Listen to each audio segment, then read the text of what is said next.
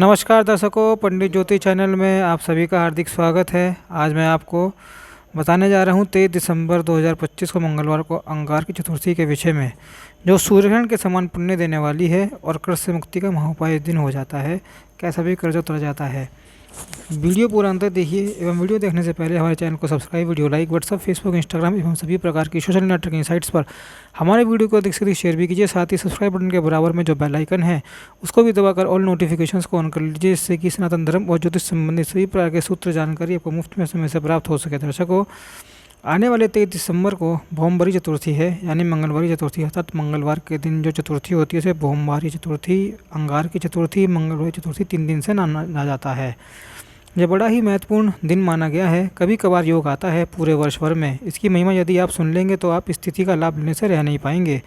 तो 23 दिसंबर को मंगलवारी चतुर्थी, अंगार की चतुर्थी का योग दोपहर के 12:12 से शुरू होगा और यह रहेगा 24 दिसंबर सूर्योदय तक। ठीक है, एक बात मैं आपको शुरुआत में ही स्पष्ट कर दूं कि जो लोग विनायक चतुर्थी का व्रत रखते हैं उनको 24 दिसंबर को ही व्रत करना है। बाकी मंगलवारी भौमवारी चतुर्थी का योग है, यह 23 दिसंबर को दोपहर में रहेगा। ठीक है, दोपहर का जो मैंने आपको समय बता दिया है। अब देखिए कि भविष्य पुराण में वर्णन आता है कि यदि शुक्ल पक्ष हो और उसके अंदर मंगलवार हो, मंगलवार के दिन चतुर्थी का योग पड़ जाए तो यह योग का नाम सूखा कहा गया है। शास्त्रों में सूखा का मतलब होता है कि जो सुख प्रदान करने वाला, समस्त चारों दिशाओं से सुख की वृद्धि करने वाला, यह तिथि योग बन जाता है। यानी शुक्ल पक्ष के मंगलवार की चतुर्थी को सूखा कहा गया है। समझ गए।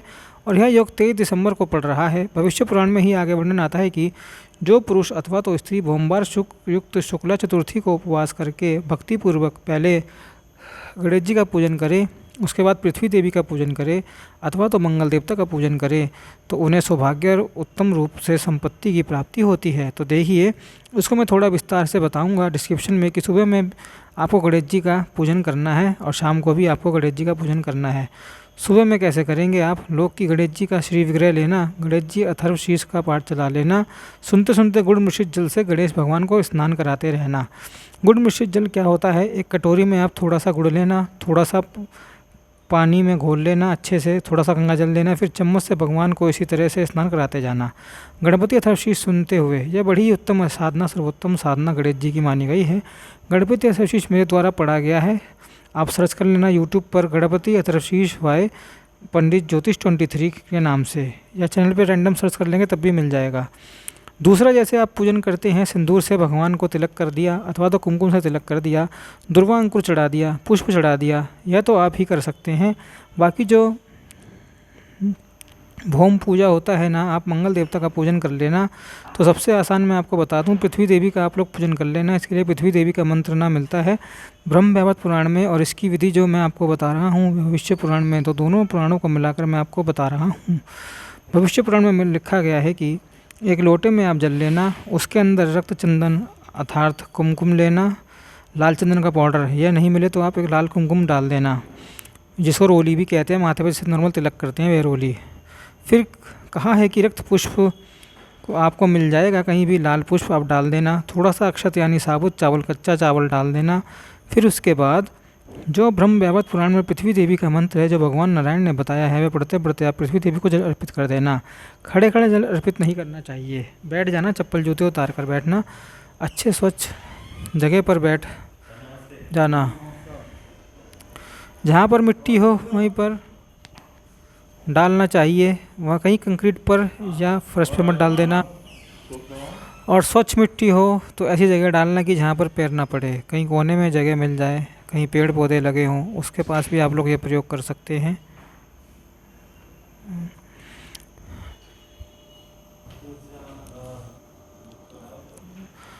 कहीं कोने में जगह मिल जाए, कहीं पेड़ पौधे लगे हों, उसके पास भी आप लोग ये प्रयोग कर सकते हैं। मंत्र आपको दिख जाएगा, यह मंत्र भगवान नारायण ने बताया हुआ है। मंत्र है ओम ह्रीं क्लीं श्रीं वाम वसुधाय स्वाहा, ओम ह्रीं क्लीं श्रीं वाम वसुधाय स्वाहा।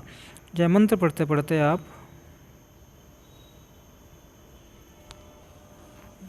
अर्घ दे देना। फिर कुछ देर बैठकर वहीं पर यह मंत्र पढ़ लेना, ओम ह्रीं क्लीं श्रीं वाम वसुधाय स्वाहा। यह मंत्र महाराज इतना शक्तिशाली है कि ब्रह्म वैवर्त पुराण में लिखा गया है कि कोई गृह प्रवेश करता हो अथवा तो कोई भूमि पूजन करता हो तो इस मंत्र का जप अवश्य कर लेना चाहिए। यह मंत्र का आप लोग स्क्रीनशॉट लेकर रख लेना, कहीं पर आप इसे या नोटबुक में लिख कर रख लेना, क्योंकि यह मंत्र बड़े ही काम का है। कहीं नई जगह जाएं, नया ऑफिस खोलें तो धरती माता को, भले ही आपके ऑफिस आदि में टाइल्स वगैरह हो तो भी आप धरती माता का पूजन ऐसे स्पर्श करके मंत्र पढ़ते पढ़ते उनको प्रणाम कर लेना। धरती माता की प्रसन्नता मिलती है, वहाँ के जो स्थान देवता होते हैं वे भी आप पर राजी हो जाएंगे। यह मंत्र बड़ा ही शक्तिशाली मंत्र है। ठीक है, अब हम लोग आगे बढ़ते हैं। अग्नि पुराण में इसको अंगारक की चतुर्थी कहा है कि चतुर्थागार के अर्धम में गणम सर्वमवाप्नुयात्, यानी अंगार की चतुर्थी के दिन यानी मंगलवार चतुर्थी के दिन जो गणेश जी की पूजा करता है मनुष्य सब कुछ प्राप्त कर लेता है। अब मनुष्य रूप से वर्णन गणेश पुराण के उपासना खंड में मिलता है। गणेश जी ने वरदान दिया है कि त्वदीया नामना चतुर्थी प्रति अभवि भविष्यति न संदेह अंगार कीति विश्वता। इसका अर्थ है कि भगवान गणेश जी ने मंगल देवता को वरदान दिया है कि यह अंगारक, आज यानी मंगलवार के दिन जो चतुर्थी है वह पृथ्वी पर तुम्हारे नाम से अंगार की चतुर्थी के रूप में प्रसिद्ध होगी, जिसको हम लोग मंगलवार चतुर्थी कह रहे हैं। ठीक है, और इसमें कोई भी संदेह नहीं है। आगे भगवान कह रहे हैं गणेश जी की अस्याम प्रकटुंडस्य वतम यह कुरुते नर न तस्य पुनरावृत्तर भवव कल्प कोटिव, यानी पुनरावृत्ति उसका नहीं होता, यानी अवागमन नहीं होता, गर्भावास नहीं होता, उसे मोक्ष की प्राप्ति होती है और जीवन से सभी संकट उसके दूर हो जाते हैं। वैसे तो सभी को पता है कि गणेश जी की उपासना जहाँ पर होती है समस्त संकट दूर हो जाते हैं। वहाँ से फिर आगे आता है कि संवत्सर से यावत या चतुर्थम बलभा तसाम यथ फलमापनोति कृतवान अंगार किम सकृत। इसका अर्थ है कि गणेश जी मंगल देवता से कह रहे हैं कि हे अंगारक, वर्ष भर में जितनी भी चतुर्थियाँ होती हैं, देखिए जो लोग चतुर्थी का व्रत करते हैं उनको पता होगा कि एक महीने में तो चतुर्थी आती है, एक संकट चतुर्थी एक विनायक चतुर्थी होती है। ठीक है, ऐसे वर्ष में 24 चतुर्थियाँ आती हैं। ठीक है, तो इस चतुर्थी का व्रत यदि कोई कर लेता है, यानी मंगलवार चतुर्थी का कोई व्रत कर लेता है तो उसको वर्ष भर की चतुर्थी के व्रत का उपवास का पुण्य मिल जाता है। तो देखिए कितना सुंदर योग बन रहा है। डेट मैं आपको फिर से बता दूँ, 23 दिसंबर। अब आके और भी सुनिए कितनी अद्भुत महिमा है हमारे शास्त्रों में कि यत् किचित तते दानम यस्यम वारके तब तदक्षम भवे सर्वम तदक्षम, यानी अक्षय हो जाता है। सूर्य ग्रहण सन्निभम, इस श्लोक का अर्थ है भगवान गणेश जी कह रहे हैं कि हे अंगारक, तुम्हारे वार को यानी मंगलवार को युक्त चतुर्थी हो तो अभी है 23 दिसंबर को, तो इस दिन जो कुछ भी दान पुण्य अथवा तो कोई भी सत्कर्म किया जाए वह सब सूर्य ग्रहण के समान किए गए दान के समान अक्षय हो जाता है, यानी वह कभी नाश नहीं होता, उसका ऐसा पुण्य हो जाता है। यह महाफलदायी माना गया है। सूर्य ग्रहण का हम लोग इंतजार करते हैं, चंद्र ग्रहण का हम लोग इंतजार करते हैं, आए तो हम लोग कुछ दान दें और हमारे पुण्य का बैंक बैलेंस बढ़े, पुण्य को अभिवृद्धि हो। लेकिन यहाँ पर गणेश जी वरदान दे रहे हैं किसको, अंगारक को, यानी मंगल देवता को, कि यह मंगलवार चतुर्थी के दिन जो भी मनुष्य दान पुण्य करेगा उसका सब अक्षय होगा।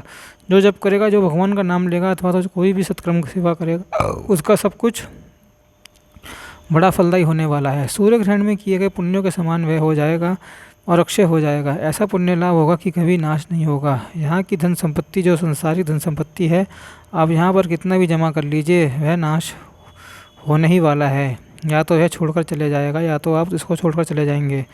लेकिन यह ऐसा पुण्य है कि जन्म जन्मांतरों तक आपका साथ नहीं छोड़ने वाला है। तो ऐसा दुर्लभ मौका क्यों होना। तो फिर से मैं आपको बता दूं कि आपको इस दिन करना क्या है, इससे लाभ क्या होने वाला है। मैंने आपको बताया कि गणेश जी का इस दिन पूजन करिएगा, सुबह और शाम को भी। ठीक है, और हो सके तो रात्रि को चंद्र देवता के दर्शन कर लेना आप लोग। बाकी कर्ज मुक्ति के लिए आपको जो मैंने पृथ्वी माता का जो जल अर्पित करने के लिए मैंने मंत्र बताया, विधि भी बताई, वह आप कर लेना। इससे कर्ज मुक्ति से सहायता मिलेगी। पृथ्वी माता का जहाँ पर जल आप अर्पित करेंगे वहाँ से तिलक कर लेना, माँ से प्रार्थना करना कि हे माता हमें रास्ता दिखाइए, इस कर्ज से जल्द हमें मुक्त करिए। ठीक है, यह कर्ज मुक्ति के लिए सबसे उत्तम साधन माना गया है, क्योंकि मंगल देवता न ऋण हरता देवता है, यानी ऋण को हरने वाले देवता हैं। यदि मंगल देवता नाराज हो तो आपके ऊपर खूब ऋण बढ़ते जाएगा, कर्जा बढ़ते जाएगा।